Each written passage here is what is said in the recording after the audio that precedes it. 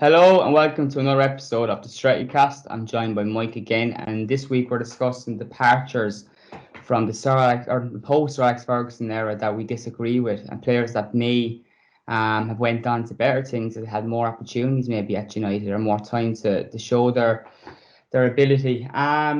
Mike, I suppose a catch up from the last time we spoke. How's things with you? Yeah, how's the Icon series on the blog going? It's going well. So obviously the part two of the Cancer album went out yesterday. As I said, that was originally supposed to be one part, but the man packed a lot into quite a short career. The next week's one is already done, which is on. It's going to be about Billy Meredith. He's probably sort of the first big figure in the history of the club in terms of sort of, and probably one of the first sort of truly modern figures in English Association football. I think it's just how he carried himself and his status within the game. So I did want to do him, and yeah, that's going to be going out every Wednesday. So just keep your eyes peeled for every Wednesday for the Icons of Old Trafford series coming out. I recommend reading the Cantona one, the Cantona Part 1 and Cantona Part 2. The Helen Back with the second one, the story about Galatasaray. How many times you read that? And the period Cantona was going through then. What a nutter. It was the whole thing with the referee as well. Because this was still, people forget, this was, I think, the second year that the Champions League was the Champions League. And the format was still changing all the time. In fact, no, sorry, that was the first year. I remember the first year, you used to there was like a knockout first round, and then you had a group stage. And then, if I remember rightly, then the group winners went into the final or something like that. It was really odd format. Like the first two or 3 years of the competition, the format seemed to change every year. It was like UEFA was trying to work out the best format. So it's really strange, but it was also a little bit more Wild West. You know, I know this was still only the 1990s, but people forget away trips back then really, really were away trips that you went to some of these places. That Galatasaray game, the Galatasaray fans were in the ground, filled the ground about 7 hours before kickoff. The noise is incredible. You go back and watch the footage from that game; it's amazing. But the referee is a really interesting story. He was found must have been about a year later. He was banned for life for bribery and match fixing, that referee. And Cantona accused him in that game of match fixing. And there was certainly, that was still in a period of time in the game where that was not uncommon and dodgy stuff did go on. And really, through a lot of the 1990s, a lot of this stuff went on, as we saw with like Calciopoli and stuff that came out. Most of the stuff with Calciopoli, a lot of that stuff with Moggi and people like that went on. Most of that went on in the 90s. The sort of the lion's share of that. They were strict to those league titles in the 2000s, but the 1990s was really where Moggi got up to some of his most notorious work. So it was a really strange. It was still European football. It doesn't carry the same excitement as it does now. I think the reason it did is because you didn't get to see as many of these teams. There was still an exoticism about it. Getting to places like, away trips really were away trips back then. You know, when you got home advantage, it really meant something. And obviously, there's a match we're going to look at in a future podcast where we're going to talk about this, which is the next year campaign when we played Barcelona. And you watch the difference in the home leg and the away leg. It's quite astonishing, really. And actually, United's home record in the Champions League in the 94-95 season was really good. Didn't lose any games at home. Won 2 and drew 1 of their home games, which people would be quite surprised by. We actually went out. I think we finished on level points from the point behind Barcelona in the group that season. It's quite incredible when people think about it. We were very, very close to knocking out Johan Cruyff's Barcelona out of the European Cup in the group stages that year. So yeah, that whole period of United and what Cantona was going on, that was a really fascinating period in time that I would definitely recommend reading it. And I would say the same for the Billy Meredith one, and that's out next week. Because there's a lot of interesting stories about Billy Meredith as well. I'm sure we look forward to that one. But just to get on to the players that departed, we're talking about Cantona there. And it's funny because Cantona came to United, the team seen a transitional period when he came in. And likewise when he retired, big moments in United's history two of those, but also a huge moment is Sir Alex Ferguson's retirement. And a lot of players a few players we're going to discuss here, where some of them, it didn't quite work out for them when Ferguson left. And one of my first picks is a player that was unfortunate with the timing of his arrival. But first, the summer we're going to go with first, I think, is 14-15, when we have our first picks of players that left when they probably should have been kept maybe a bit longer. Who's your first pick, Mike, from 14-15? My first pick from that year was in terms of players who let go was Danny Welbeck. I know he did split opinions sometimes among United fans, but I thought he was a really good player. And you actually look at the problems Welbeck had in his career, especially with injury.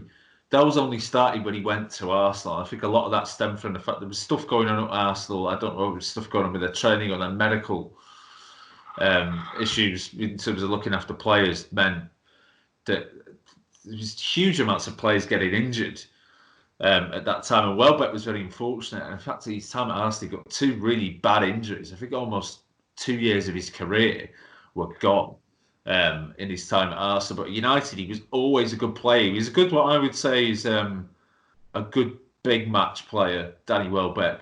I remember the season previous when we played, I think it was Bayern Munich. We played Bayern Munich in the Champions League, and sort of the Scotsman who shall not be named one and only season in charge at the club. Danny Welbeck, he missed the 1-on-1, but he had a really, really good game in that first leg, worked tremendously hard. I know actually in the lead up to that quarter-final, Guardiola highlighted him as one of his favourite players that United had, because he is someone that had a versatility about and could play anywhere across the front line, great at closing people down, and it was a really bizarre departure as well in terms of getting rid of him. I mean, I understood it to some extent because I think they were clearing the decks. Falcao had come in that summer and Di Maria, and obviously you had Van Persie and you had Wayne Rooney at the club. But Welbeck, in many ways, was a perfect Van Gaal player. He was an unselfish attacker who would create space, work hard, and make opportunities for the more talented players. If you look at the way that Van Gaal liked to play, he maybe liked to have one or two really creative players, generally one in defence and one further forward. Like back when he was at Ajax, I think you had Frank Rijkaard or Frank de Boer, who used to play at the back, who was a great passing centre-half, and you had Jari Litmanen, who was sort of the creative forward. And then you had a more hard-working player like Finidi George. And I think Welbeck would have filled that role perfectly at United and would have provided better balance for us going forward.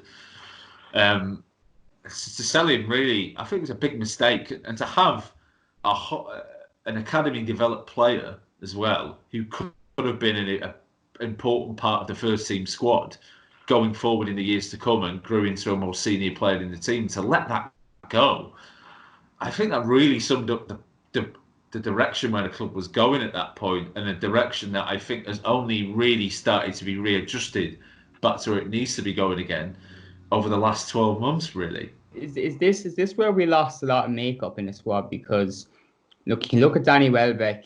I'm going to sit in the fence in this one. I like Danny Welbeck when he's actually nice, but I'm looking at the 20 million euro fee we received from him and the way his career went since. I think we got a good deal there. But we paid nearly 8 million euros just to loan Falcao for a year. Yeah, that's true as well. But the thing with Welbeck is, like, when you sell a player like that, for the last 2 years we've been on about, there hasn't been enough people in the dressing room that know what it's like to play for United, and so it's always been adamant about signing players that want to be at the club. Danny Welbeck is one of them that comes from the academy that I think you may want to kind of keep around rather than push out like Van Gaal did. But certainly I've no complaints considering how his career went down after that. But it's interesting how we had so many injuries at Arsenal, because let's not forget that Van Persie's career was plagued with injuries, and he came to United, won the league in his first season, had no injuries. Yeah, and Welbeck's fitness record at United was excellent. That's what I mean. Extremely reliable, and I think had he not left, yeah, I think his career would have gone in a very, very different direction. The common denominator there is Arsenal. Absolutely, and that was definitely an issue that Arsenal had at that time. I don't know what was going on with the fitness of the players. I don't know if the training regimens weren't right. Something was going on and players weren't staying fit. I mean, by the time we got Van Persie, he was basically playing through constant pain. That's his own words. No one else's. He said himself he was playing through constant pain. So yeah, that's a definite common denominator. There's a lot of really good players who went through Arsenal. Whether I just wonder whether the injuries really took their toll. It all started happening. Was it kind of after that unbeaten season for them? So I don't know what was going on at the club. Maybe some departures in the coaching and the medical staff. I think their main physio left around about that time, and that seemed to where they just couldn't keep players fit anymore. Theo Walcott is another guy whose career I think was irreparably damaged by the way he was handled in terms of his fitness at Arsenal. And yeah, I kind of feel sorry for Welbeck. He would have been, I think, had he been given a choice in the matter, which I get the distinct feeling he wasn't, he would have stayed. Before I go on to my pick for that summer, 14-15, did you have Nemanja Vidic on your list? Because that's a transfer, I think, at the time, and for maybe a few years after, people complained about. Less so with Rio Ferdinand. He was definitely a flush force going to QPR. But should they have maybe kept Vidic for a while? Because we struggled so long defensively without a leader. I understand where you're coming from, but if you look at what happened to Vidic when he went to Inter, he didn't do well. I think he was much like Ferdinand. He was kind of a spent force, really. In fact, he was the last year or so he was at United. He started to have a lot of injury problems himself. His body was breaking down quite a bit, just because of the style of the way he played. Maybe it's the knock-on effects. I'm looking at the list of players that left, and I'm seeing Vidic and Ferdinand leaving the same summer. I'm seeing, Ryan Giggs retiring that summer. Nani going out on loan. These are players that won a lot with United. Patrice Evra left that summer too. It's like, so to lose Rio, Vidic, and Evra in one summer, although some of the players were past it, I think was complete and utter madness. I understand where you're coming from. Although all of those players I think were spent forces, but that was why it was more bizarre that we sold someone like Danny Welbeck. Really didn't make much sense to me. I think, all right, he hadn't been around as long as those guys, but he'd been around at the club long enough. He had won trophies at the club, and it would have been nice to have that link to someone that came through the club and give him the opportunity to be a senior player. It was a very unlike Van Gaal kind of move that was made when he was sold. That was what really puzzled me, and a lot of other United fans were, I think, were quite puzzled about that one as well. Even with the excitement at the time with the players that were coming in, little did we know what a failure most of them would be. I think it was a very, very strange move, and one that didn't work out for us. It didn't work out for any party in that at all. My first pick here is Shinji Kagawa. I was absolutely buzzing when he arrived at the club. He was unlucky because the plan was to play him behind Rooney, and then Van Persie became available, so that whole plan from Ferguson went out the window, and it was Kagawa who missed out because of that. And I think he had some good games at United, although he didn't show the flashes he'd shown at Borussia Dortmund before he came. And as a matter of fact, when he left United, he went back to Dortmund, and ever since he hasn't shown those heights at all. But he was a gifted player, and I was thinking with the right team around him. We're looking, before we had Bruno Fernandes, we were complaining about the likes of Jesse Lingard, Andres Pereira midfield. And I'm thinking, Shinji Kagawa was a lot better than both of them. Yeah, I agree. My one issue with Shinji Kagawa, and why I wouldn't compare it to someone like Bruno Fernandes, I just think he lacked an edge to him, to his character. He lacked the drive.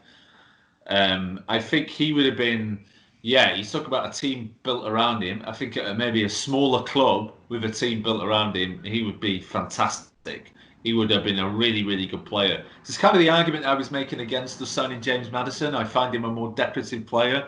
Maddison looks great at Leicester City, with all due respect to Leicester. They're a very good side. They're a really good football club as well. But he just didn't quite have that edge and that drive to him to really step up to the next level. It's the same thing with Henrik Mkhitaryan. Henrik Mkhitaryan, phenomenally gifted footballer, arguably more gifted than Kagawa because he was quicker. He had real pace to his game, but just maybe lacked that drive and that edge and just a bit of bite to him. You compare it a similar player would be someone like maybe Eden Hazard. You just don't have the same drive as someone like Eden Hazard had, or Bruno Fernandes is another example. Bruno Fernandes has an edge to him. You watch him; he's not soft. He's a guy that absolutely wants to be the best and wants to be the best, and will make sure that happens, and he will make sure that no one else slacks off as well. Just little things like someone like Bruno Fernandes shushing Guardiola in the derby, little things like that. That's important. And in some ways, you look at the character of the player. It's quite an un-Ferguson signing, really, because Ferguson was sort of big on signing players that had the right kind of the right mentality to play for Manchester United. Someone who would not be satisfied with maybe one or two good seasons, but would only be satisfied with season after season after season of just relentless success. Is that what Solskjaer is trying to do? I think he's trying to do, which is why he's been quite careful with the players that he's signing. I've said this before. There's been a definite difference in the players that have been signed to United this season than previous seasons, and I think. Obviously, listen, in terms of just the quality of the footballers, the players that we signed this season, very, very good. All come in, improved in the positions that we had, slotted straight into the team. But they are hungry footballers as well. You look at all of them, they want to win. And they want to win season after season. And they just got that little bit of a nasty edge to their character. Harry Maguire can claim he was just readjusting his leg positioning, but he definitely kicked a man in the balls deliberately in a big game. You need a little bit of bastardry in your team, and I just get the vibe with Fernandes. He has that to him as well, and I think that's what he's trying to reinstall. Solskjaer was not, he called him the baby-faced assassin. He wasn't a soft footballer. He wasn't a naive footballer. He was a clever player. He knew how to do gamesmanship. An example would be him deliberately committing a professional foul in a game. I think it was against Newcastle United. Because if the player had gone, because he was the only other player that could get to them, and had he not fouled in, the guy would have gone through and scored, and United's title challenge would have been over. I think that was the 97-98 season. Instead, he took one for the team. He knew he was going to get red carded, and he did. And I think those are the kind of people that he wants. And Kagawa, lovely footballer, just didn't quite have that. And I think people forget the Dortmund team that he was playing in at the time. This is a Dortmund team that had people like Robert Lewandowski. You had people like Marco Reus, I think, was in the Dortmund team at that time. You have people like Neven Subotic, Mats Hummels, Kevin Grosskreutz, tough players, really tough players. Piszczek, Błaszczykowski. So he was surrounded by big, strong characters who were ready to win. And I think in a situation like that, he can flourish because maybe when he's not having a good game, you don't notice it so much because there's other people picking up the slack.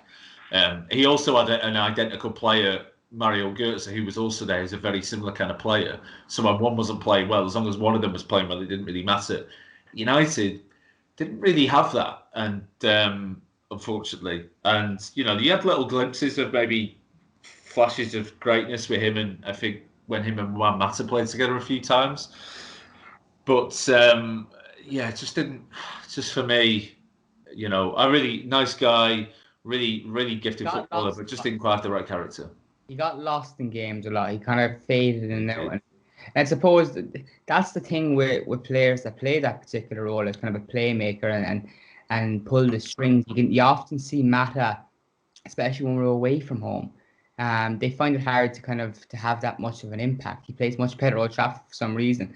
But as well as that, the difference between that group of players and Fernandes has that drive. If he doesn't have the ball, you can guarantee he's going looking for it. And he's it's like he reads the game a lot quicker than the players around. Well, he's very much what you class as a modern midfield playmaker. That's what Bruno Fernandes is. Kevin De Bruyne is a very similar kind of footballer. Yeah. De Bruyne doesn't get lost in games. Bernardo Silva, as I say, they will assert themselves in the game. Okay, I haven't got the ball. I'm going to go and get it and make sure that we win it back, and we'll reassert our dominance on the game.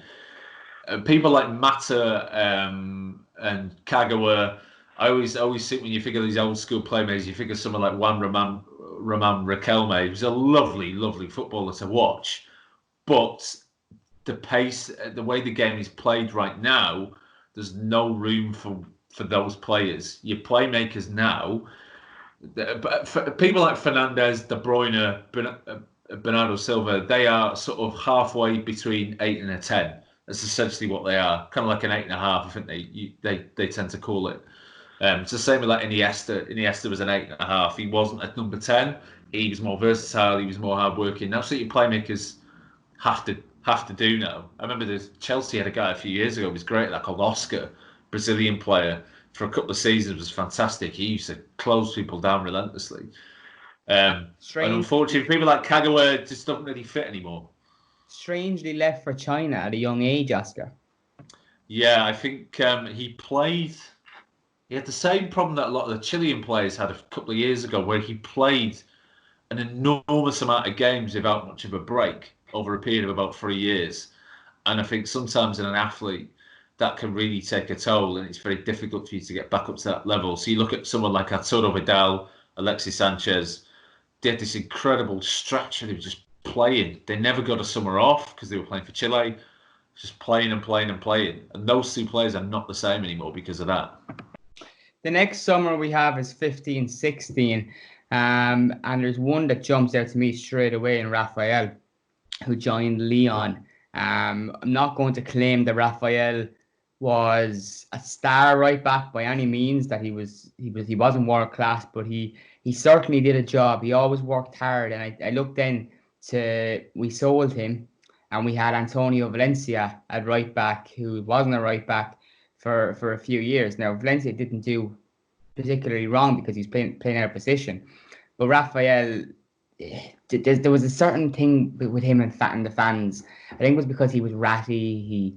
He fought with our rivals and stuff like that, but he did love United, and I felt the way in which he was pushed out of the club by Van Gaal, which I believe he's still very upset about, was totally wrong. And this was a player again who had a lot of success with United, with some great players.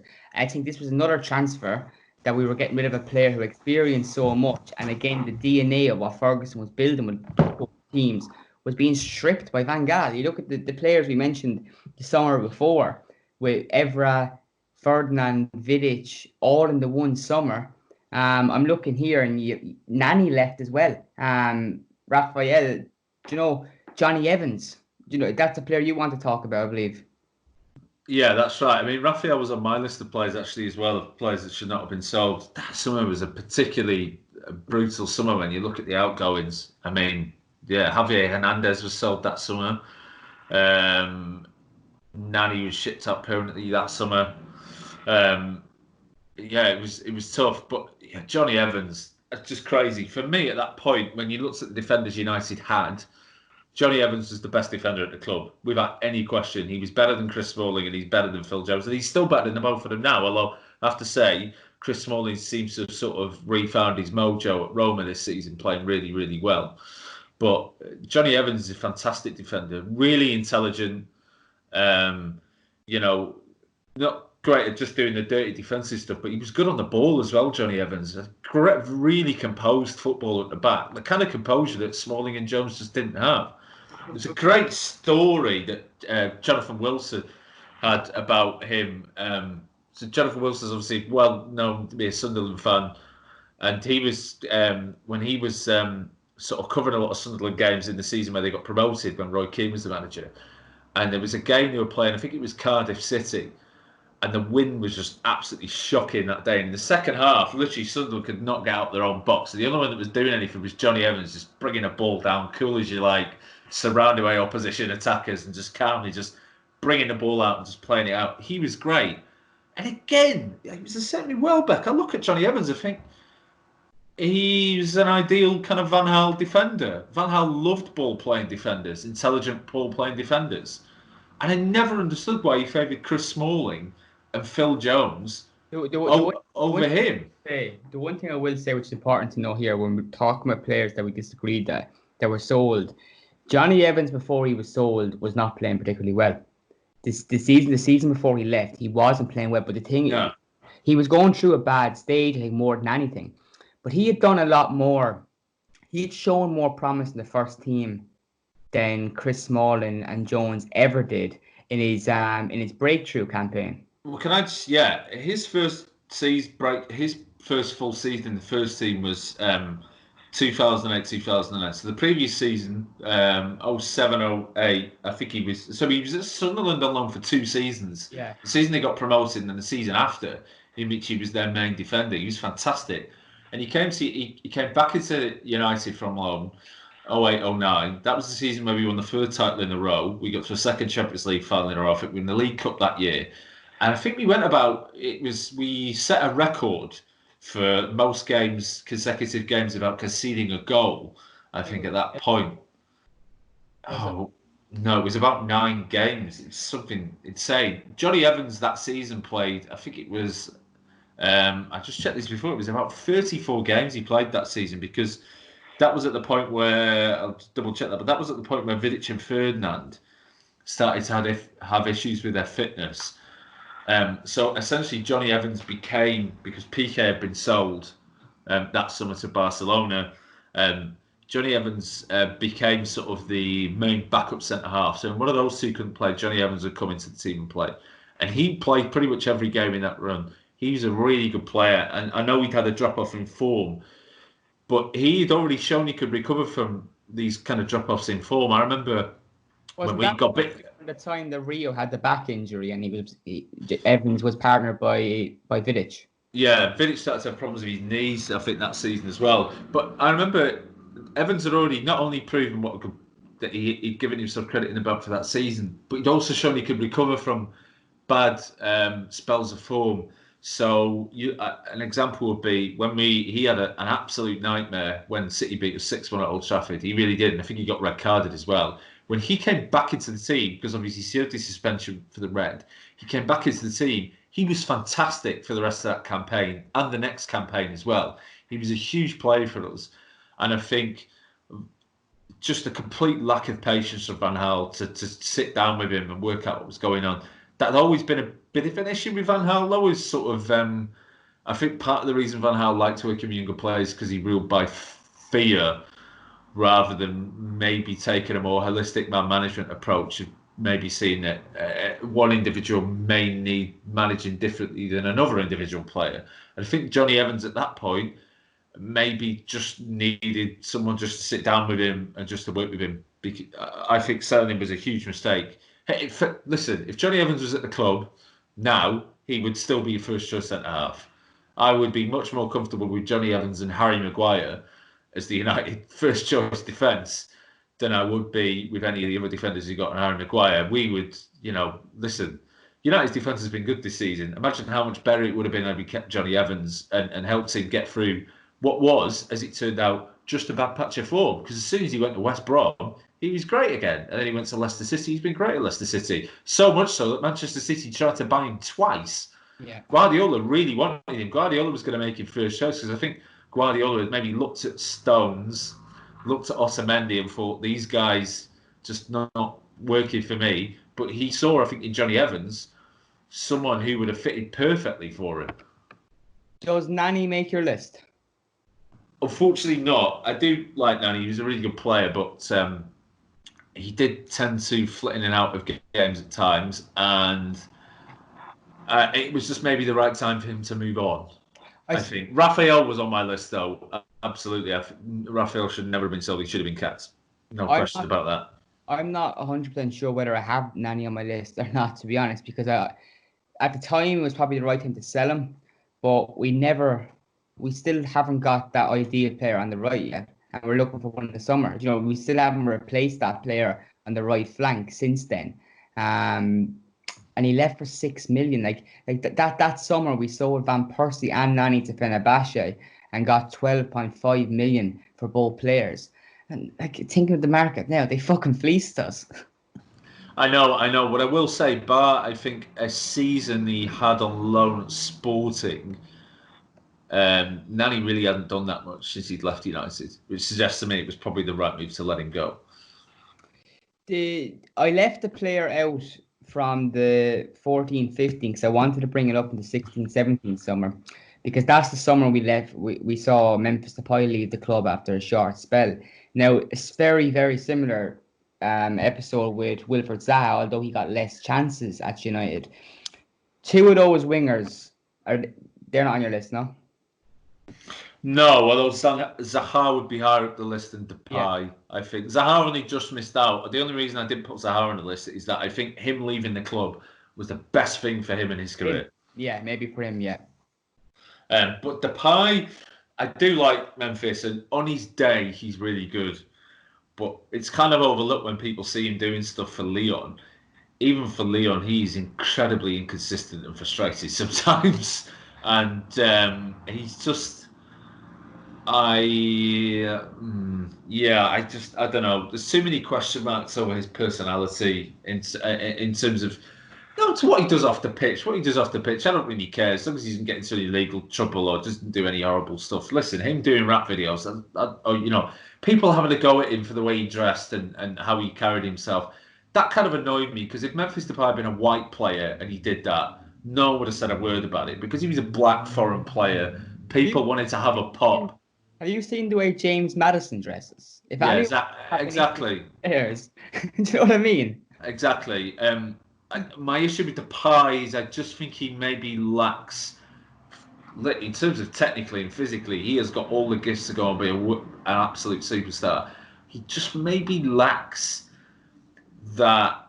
He's got an edge to his character, but he maybe just lacks the drive to go and be consistently really good or go and kick on in a way that, say, like Ronaldo did, or Gareth Bale did. When Gareth Bale kicks on, people sort of laugh at Gareth Bale now, but people forget when he went to Real Madrid and for 2 or 3 years at Real Madrid, he was great.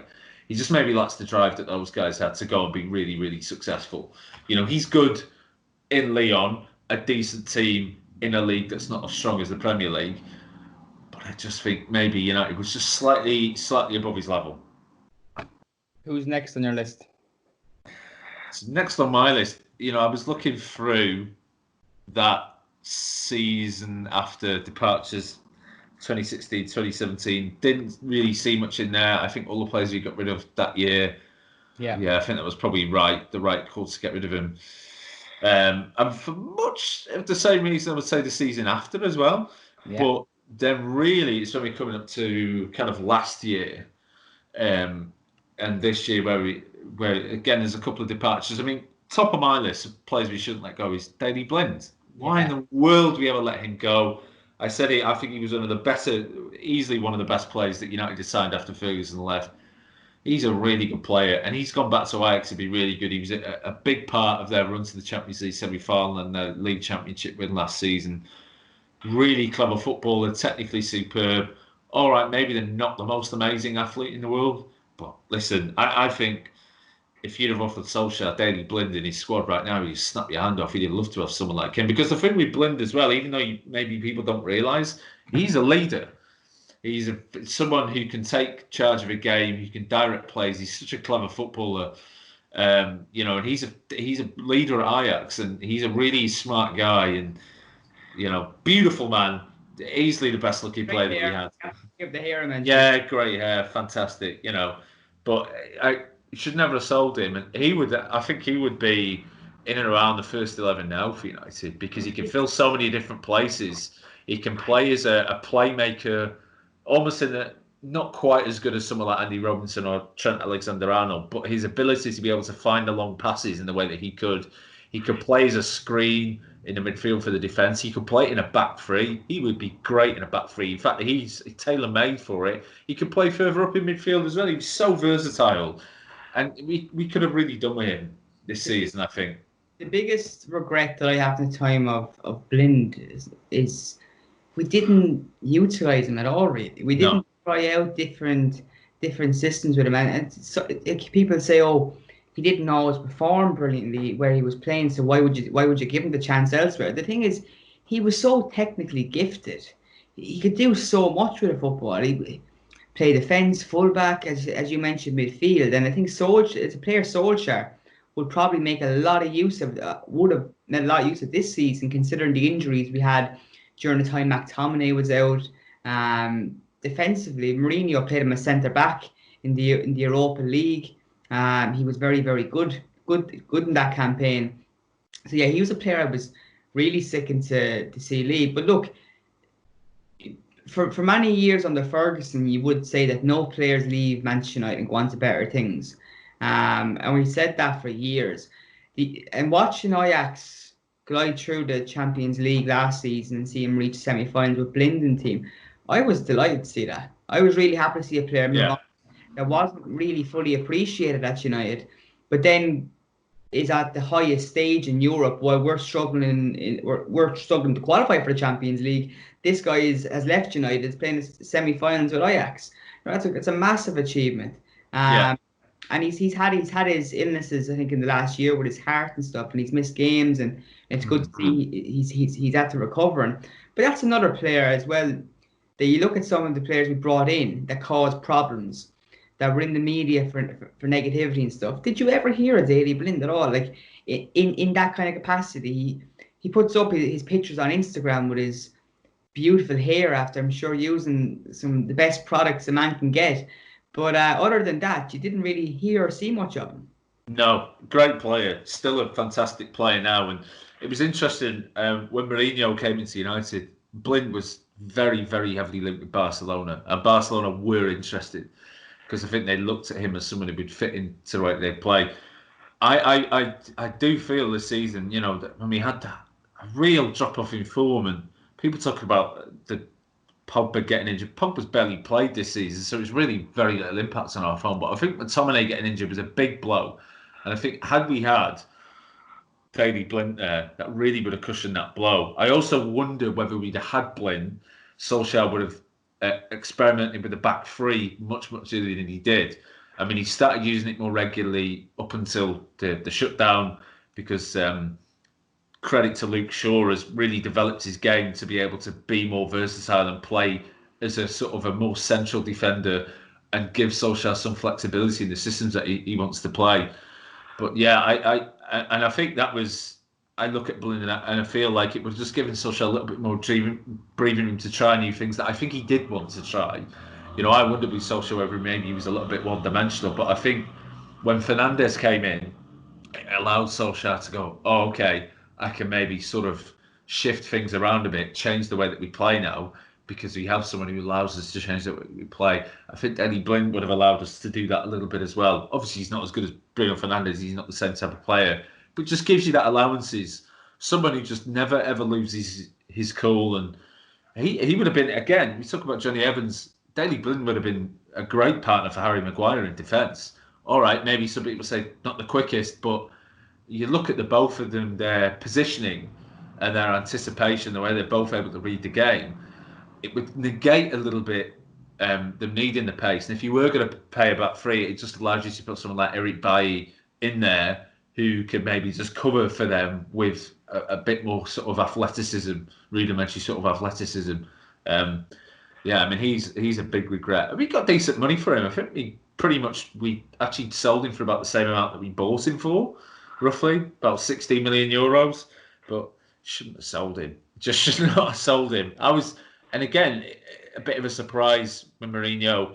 I just think that was when Mourinho was in full self-destruct mode, because actually, you go back through Mourinho's time at various different clubs. Daley Blind was actually the kind of player that Mourinho really liked. He's a great professional, could fill a number of different positions. Mourinho really loved to have those players in his squad because it could plug a number of gaps. And yeah, it was a bit of a surprise when we sold him. I'm really not sure what was behind that, especially when you look at what came in that summer. It just didn't really make any sense. We got 16 million from him. We spent 17 million, but like 16 million seems very cheap for a player that talented. I know, like people watching this now might say, "Oh, these guys are blowing Blind's trumpet," but like, I don't believe we got the best out of him for these reasons. I think an immensely talented player, almost shoehorned into the team when he played and not given a proper run at it in his best role. So I think that comes down to the managers that were in charge at the time. And I do think the story would be very, very different had Solskjaer managed Blind. Yeah, I do think that. And it would have helped sort of cover-ups for some of the problems he had replacing Michael Carrick as well. We had a huge amount of problems replacing him and how important he was to the team. And I think Blint would have helped plug that hole as well. And it's poor planning again. It's really, really poor planning. I mean, to be honest, the vast majority of United fans I speak to, and I mean actual proper fans who watch the games, not these idiots on social media who barely watch any football and just, have seen statistics and YouTube compilation videos. Most United fans I speak to speak very, very fondly of Daley Blind, and probably would have preferred that we didn't sell him. Yeah, no, definitely. Is that all your list? Is that all the players that you've done? The only other one I had was Ander Herrera, because I think he's a really, really good player. I really liked him, but a good figurehead, a good senior pro to have in a team, and I think he would have helped a lot this season. So he was the only one in there. But I could see why maybe you wouldn't have him on his list, because he wanted to go at that point. I think his head was at the club. He's a little bit like Lukaku. Ordinarily, Lukaku would have been on this list. He would have been top of the list. What the hell do you sell a 20, 25 goal a season striker for? But he wanted to go, even though he had no issues with Solskjaer. Him and Solskjaer got on very well by all accounts. Solskjaer really wanted him to stay. But I think mentally, it can happen to anyone. I mentioned this before. Sometimes you're in a job and sometimes you go, I think I've come to the end of my time here and I just need to move on. And I think that's what Lukaku was.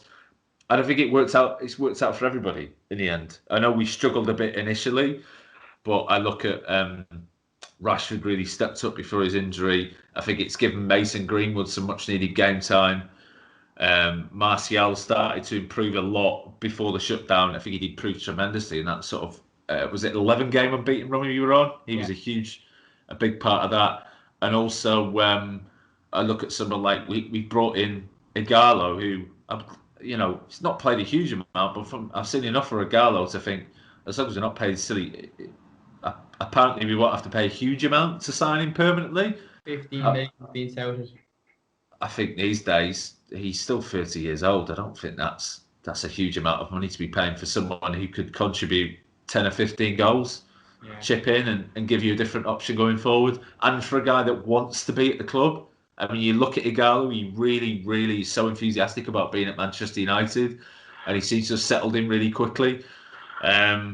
So, yeah, I think with the Lukaku thing, the reason that I didn't put him on the list is because I think it worked out for all parties for him to move on. It was good for him. It was good for Inter. I think in the long run, it's probably good for United, even though it was sad to see him go, because again, Lukaku, I don't really have anything bad to say about him. I thought he was great when he was at United. I mean, he's a little bit of a patchy player, but man, you look at his goal scoring record.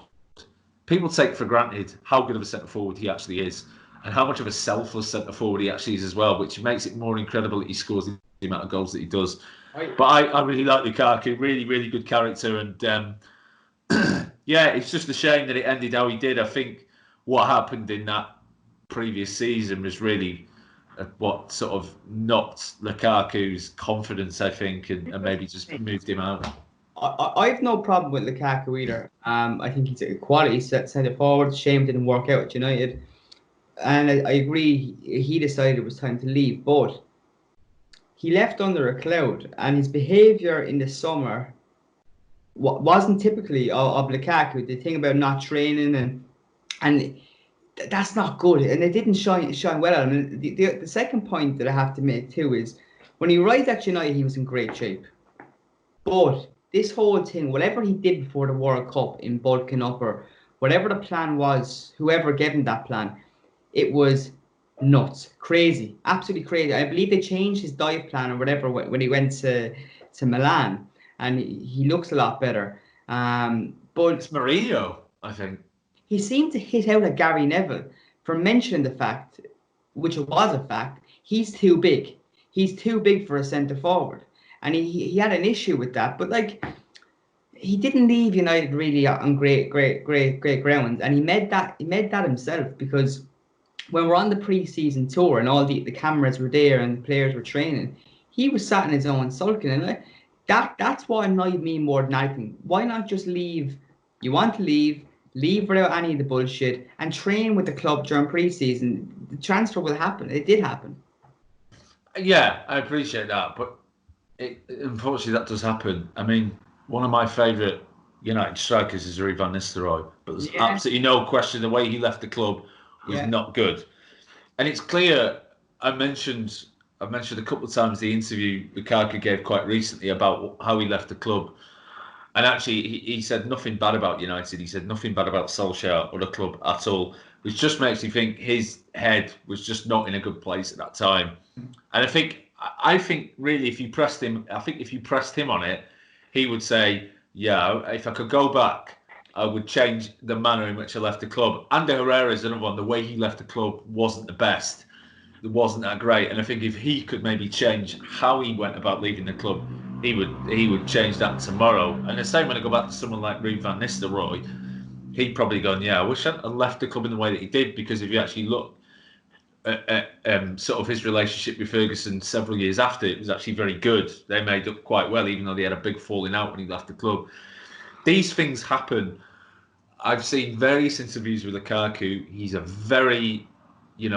very strong character by all accounts. I think a lot of that he was talking about his upbringing. I remember seeing a great interview. I think it was an interview you gave with Carl Anker, actually. And he was saying, listen, whenever I hit the ball at you and you're a goalkeeper, I'm trying to kill you with this ball. So that's the kind of mentality that Lukaku has when he goes out in the field. And I think big characters like that, they're going to have some of these kind of extreme reactions. Van Nistelrooy is another one. He was just so relentless about how he went about things on the pitch. And another one is Thierry Henry. And I think that's why Thierry Henry as a manager is a failure, because he's so single-minded. Roy Keane is another one why he'll just never be, as a manager, he'll never quite, because there's certain subtleties you need to have to be able to be a manager and a head coach. I just think that some of these guys don't have, but it's what makes them really good players. And it means that these things are going to happen. They're going to leave. Sometimes they're going to leave a club under a cloud, but it doesn't mean they have any genuine ill will. And I just don't ever, for all the money which he left the club, there's clearly not much ill will between the club and Lukaku in the months that have elapsed since. I think it was just, a lot of it comes from, I hate to bang on at Mourinho, but he really just is a vile, poisonous man who just poisons and pollutes everything around him. And he did so much damage, I think, on his way out of the door. I mean, it's taken us this long. And people talking about, obviously, Ed Woodward doesn't help, but a lot of the damage that's been done. Mourinho did so much damage on his way out the door. It's taken a long time to repair that. And anyone who thinks I'm exaggerating, go and look at what's happened when Mourinho was left. Go and look at what has happened when Mourinho has left clubs previously. You see what happens when Spurs eventually see sense and sack him, which they should do.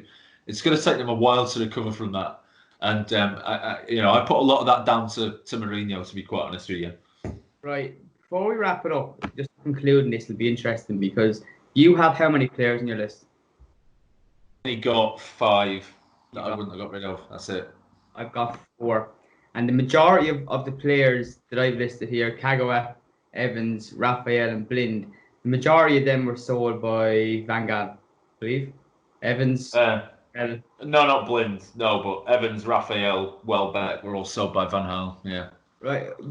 What I'm getting to is when I read out the list, although none of us have Vidic, Evra, and Ferdinand on the list, but considering the key members of the dressing room that Van Gaal got rid of, and considering the job Solskjaer is trying to do by getting in those kind of mentalities back into the dressing room, I'm looking back at foreign managers from the post-Ferguson era.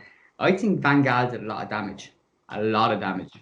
I agree with that, and it's difficult for me to say because I love Van Gaal. Like, he's an incredibly difficult and frustrating man, but I do love him. But yeah, he did do a lot of damage, and he's one of those guys that can go either way. Either he can leave a lot of really good stuff behind, or he can leave a mess behind. When he left Barcelona, it was kind of somewhere in between. So he brought some really good young players through. Obviously, everyone knows with Xavi and Iniesta. Valdez and Puyol were the main ones that he sort of brought into the team. I think maybe with Xavi and Iniesta, it's overplayed slightly, especially with Iniesta, because it was only when Guardiola came in that he was actually utilised properly, because they were still looking to get rid of him. But he does have this about him, Van Gaal, especially when he feels like he's boxed in. And I feel like he came in at United within. I think that the turning point for the worst of Van Gaal was the Leicester City game where we lost 5-3. I think after that, things went that was when things started going wrong. That was when he started making decisions that didn't make any kind of sense whatsoever. But yeah, he did a lot of damage to the club. I mean, technically, I think Johnny Evans actually sold Mourinho's first summer. I think I could be wrong actually. No, I think it was Van Gaal. But yeah, it's bizarre. It's bizarre. He did do a lot of damage. It's taken us a long time to recover from that. But that was at a point where it wasn't just Van Gaal was a problem. The club itself didn't have a clue about how to scout and sign players. If you look at the players that were coming in, people like Di Maria and Falcao, Henrik Mkhitaryan, Morgan Schneiderlin, Memphis Depay, Matteo Darmian, Bastian Schweinsteiger. I look at all these guys coming in, you go, what are they actually bringing to the table? Like, anyone who just scouted those players properly would have said, don't ever sign them. Don't sign them. Just don't do it. The thing with Di Maria is, and Di Maria boiled my blood because you knew he was immensely talented and he's an incredible footballer when he's on his day, and he just was not interested. And before he even signed for United, I remember speaking to a hack that was covering the story, and he told me off the record that Di Maria does not want to go to Manchester United. This is a stopgap move. Before he even put pen to paper, United, did you not know that? Did not get that inkling off him in negotiations? Because when he came, it was pretty clear from the start that he wasn't really settling. When things weren't going his way, he had moments of brilliance at the start, but when things started not going his way, he gave up. He totally gave up. There was no sign of a player that's having a hard time. This player does not care, and that as a fan, that's the worst. That's the worst level you can get if you're showing you don't care on the pitch. Like it's shit, because he's a player that we spent over 60 or so million on, a marquee signing, a player we were all excited about. That just won the Champions League with Real Madrid. Wow, it came out of nowhere. How are we getting Di Maria? And he came and it was just such a disappointment. No, I agree. And little things like this, when you talk about scouting players, you're not just scouting what they do in the field. Good scouting involves figuring out the personality of a player and whether they're going to be a fit for your dressing room, whether they're going to settle in the area. You in court. Marcus Rashford had court charges hanging over his head in Argentina over getting into a fight with a neighbour. It's just insane. And also more of a left back than a centre half, and we didn't need a left back. It was just a bizarre. These players just not looked into properly, scouted properly at all. It was just a whole mess. Van Gaal is a big part of the blame, but it's not just Van Gaal. It was people above him as well. You look at Ed Woodward, who, yes, has started getting a lot of things right over the last 12 months, but really up until this last 12 to 18 months or so, he was just making things worse. He'd try and make things better and he'd make them worse. Poor Louis. King Louis. Look, Mike, enjoyed that show again today, and thanks for everyone for listening. How can people find you, Mike, on social media? Because I believe you're after opening up another Twitter account. Yeah, unfortunately I have. So I basically my film blog has now shifted to a new website, which is northernloudmouth.com. You can find it on there. So I look at current films, I look at cult classics as well. My Twitter handle is just at Mycroft_Holmes. It's a pun for any Sherlock Holmes fans. You figure it out, or just search for Northern Loudmouth. You'll find me on there. It's pretty much me that runs the Twitter account for this podcast as well. So when you see me taking digs at government ministers over the coronavirus, yeah, that's me that's doing that. It's not Dale, because the government is absolutely bloody useless. I had them on my door yesterday morning. I don't know what they're knocking on your door for. What are they doing in Ireland? They should be taking care of things over here. Exactly. So if anyone sees the STRETTYCAST account taking digs at the TIRSEC, that's Dale. Okay, if you've seen taking digs at Boris, that's probably me. Yes, exactly. You can get our stuff on StrettyNews.com and this podcast, StrettyCast. Also, we're uploading this podcast to YouTube as well on Stretty News TV.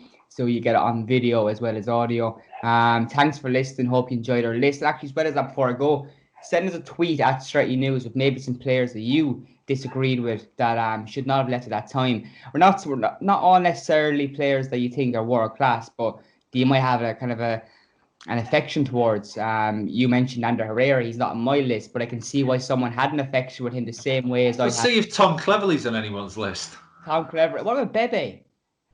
Oh, good lord. And you know what? A name that would be on someone's list that didn't be on our list would be Marouane Fellaini.